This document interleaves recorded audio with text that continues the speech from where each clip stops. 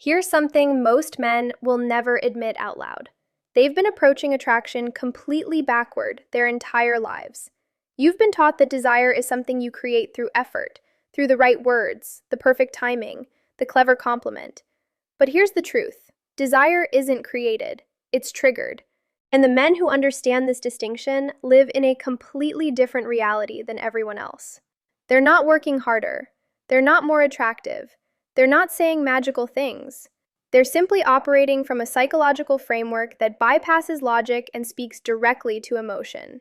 And once you understand how that works, you'll realize why some men seem effortlessly magnetic, while others exhaust themselves chasing connection that never materializes. What you're about to learn isn't theory. It's not dating advice. This is about the internal mechanisms of desire, how it forms, why it intensifies, and what makes a woman go from indifferent to completely captivated. And I'm going to show you the exact psychological triggers that make that shift inevitable. By the end of this video, you're going to understand 3 core psychological principles that govern feminine desire. Not surface-level tactics, not pickup lines, actual behavioral psychology that determines whether a woman feels curiosity, tension, and pull toward you, or whether she categorizes you as safe, predictable, and forgettable. This comes from years of studying attachment theory, evolutionary psychology, and observing what actually shifts emotional investment in real interactions. Not what sounds good in theory, what works in reality. And here's what matters. The third principle I'm going to share is the one most men completely miss. It's the difference between being interesting and being unforgettable, between polite conversation and genuine desire. Stay until the end, because that's where everything clicks into place. Let's start by talking about what doesn't work. Most men approach women the way they'd approach a business transaction. They present value. They demonstrate worth. They list qualifications. They compliment. They try to convince her that she should be interested. And logically, that makes perfect sense. If you want something, you show why you're the best option. You make your case. You prove yourself. But here's the problem. Desire doesn't operate logically. It operates emotionally. And emotion doesn't respond to evidence. It responds to feeling. When you're trying to convince someone to feel attracted to you, you've already lost. Because attraction isn't a conclusion someone arrives at after weighing the pros and cons. It's a visceral, involuntary response to how you make them feel in your presence. Think about it. Have you ever noticed that the guys women obsess over aren't always the ones working the hardest? They're not over-explaining themselves. They're not chasing validation. They're not performing. They're just there, grounded, present, unbothered. And that drives women crazy. Because what women are actually attracted to isn't your resume. It's your emotional state. It's the energy you occupy. It's whether you need her approval or whether you're completely fine without it. That's what we're unpacking today. Not tricks, not scripts, the actual psychology of what makes a woman's brain light up when she's around you. Trigger number 1, emotional contrast, the tension principle. Let's start with something most people get completely wrong, the role of tension in attraction. You've probably been told to make women feel comfortable, to be nice, safe, agreeable, to eliminate friction. And yes, comfort matters, but not in the way you think. Desire doesn't come from comfort alone. It comes from contrast, from the interplay between safety and uncertainty, between warmth and distance, between presence and mystery. Psychologically, this is called intermittent reinforcement. It's the same mechanism that makes gambling addictive, notifications compelling, and certain people impossible to stop thinking about. When someone is completely predictable, when they're always available, always agreeable, always trying to please you, there's no tension. And without tension, there's no pull, no curiosity, no desire. But when someone creates emotional contrast, when they're warm but not needy, interested but not chasing, present but not constantly available, that creates a gap. And the human brain is wired to close gaps. This is why the guy who texts back immediately, who's always free, who agrees with everything she says, becomes invisible. Not because he's a bad person, but because he's eliminated the psychological space where desire grows. Now here's the key. This doesn't mean playing games. It doesn't mean being cold or withholding affection to manipulate someone. It means being genuinely self-contained, having your own life, your own priorities, your own emotional center that doesn't revolve around her validation. When a woman senses that you're choosing to be with her, not needing to be with her, everything shifts. Because now she's interacting with someone who has options, someone who isn't desperate, someone whose attention actually means something, because it's not given freely to everyone. That's emotional contrast, and it's the foundation of desire. Trigger number 2, psychological depth, the curiosity loop. Here's the second trigger.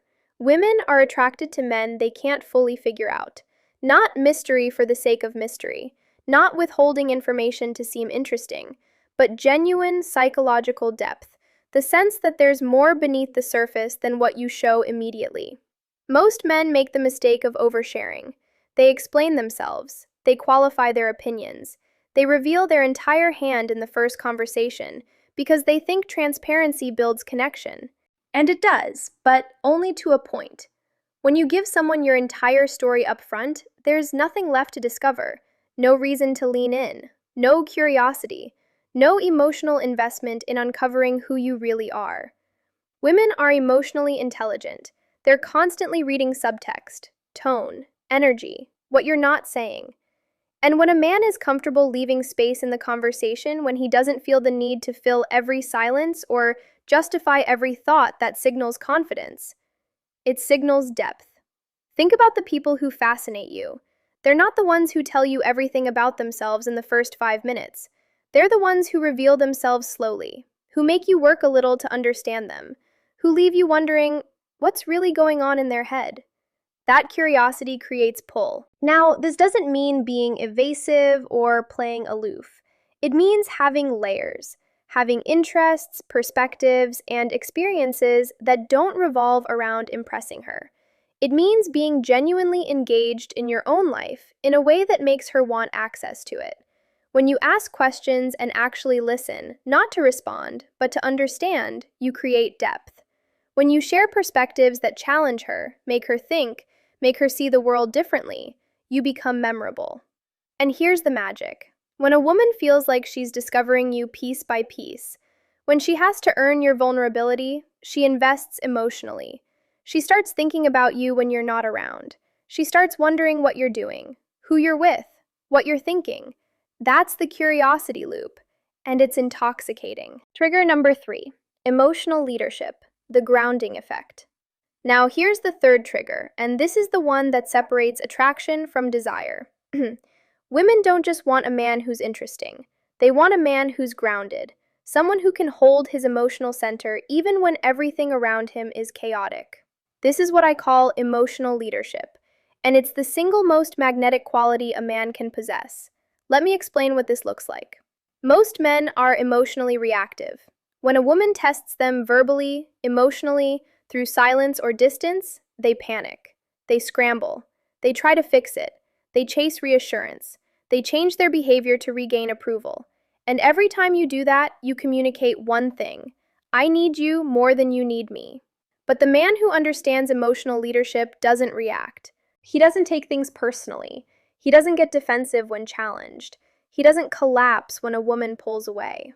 He stays grounded. Because he's not looking for her to validate his worth.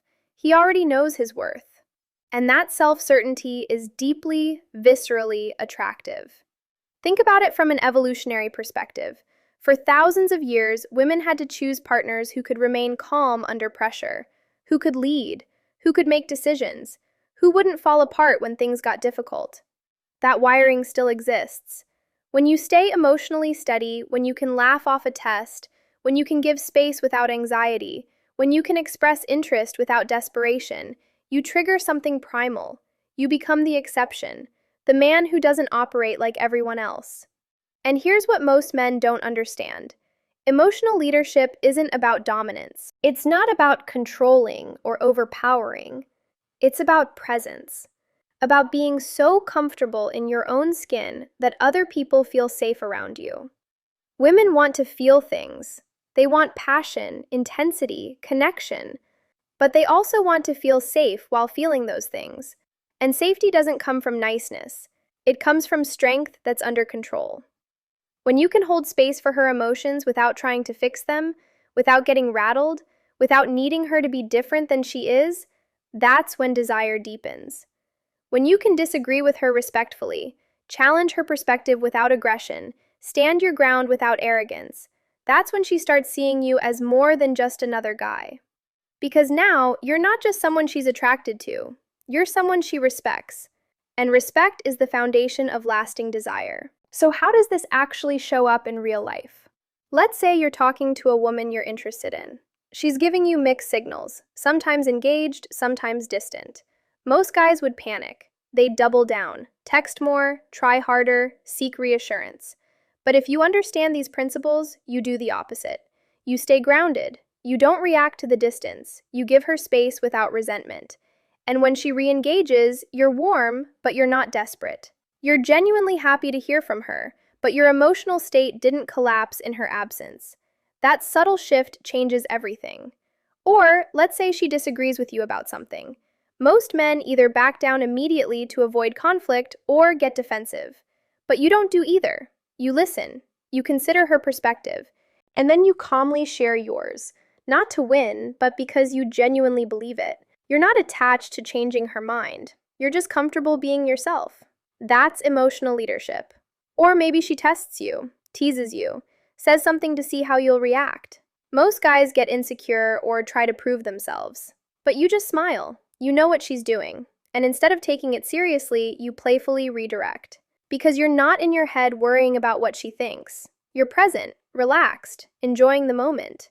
These aren't scripts. They're natural expressions of the three triggers we talked about: emotional contrast, psychological depth, and emotional leadership. When you embody these principles, you stop trying to manufacture attraction. You stop performing. And ironically, that's when women start pursuing you. Now, if you want to go deeper into this, if you want a practical breakdown of how to apply these principles in specific situations, I've put together a free guide that walks through real-world scenarios step by step. It covers how to handle rejection without losing your frame, how to build tension without manipulation, and how to lead interactions without forcing outcomes. You can grab it in the description below. It's completely free, no strings attached. Just real, actionable psychology that'll help you navigate these dynamics with confidence. Here's what I want you to take away from this. Desire isn't something you create through effort. It's something you allow through presence. The men who drive women crazy aren't the ones trying the hardest. They're the ones who've stopped trying to be anything other than themselves. They've cultivated emotional contrast by being self-contained. They've created curiosity by having depth. And they've built desire by staying grounded when everyone else is reactive. You don't need to be perfect. You don't need to have all the answers. You just need to be comfortable enough in your own skin that other people feel something real when they're around you. And once you understand that, everything changes. If this resonated with you, do me a favor, drop a comment below and let me know which of these three triggers hit hardest. I read every single one. And if you want more content like this, subscribe and turn on notifications so you don't miss the next video. I'll see you in the next one.